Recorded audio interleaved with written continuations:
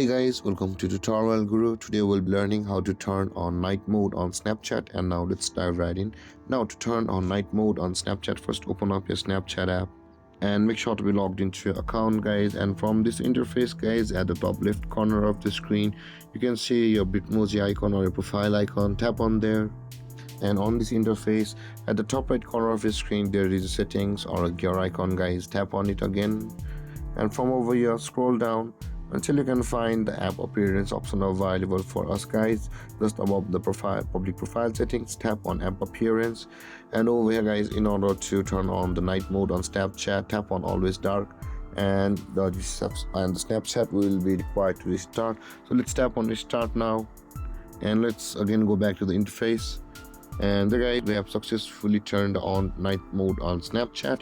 And if you have any confusions or questions regarding the topic, feel free to comment in the comment section below, and don't forget to like, subscribe and hit that bell icon for more videos. Thank you for watching, guys. Peace.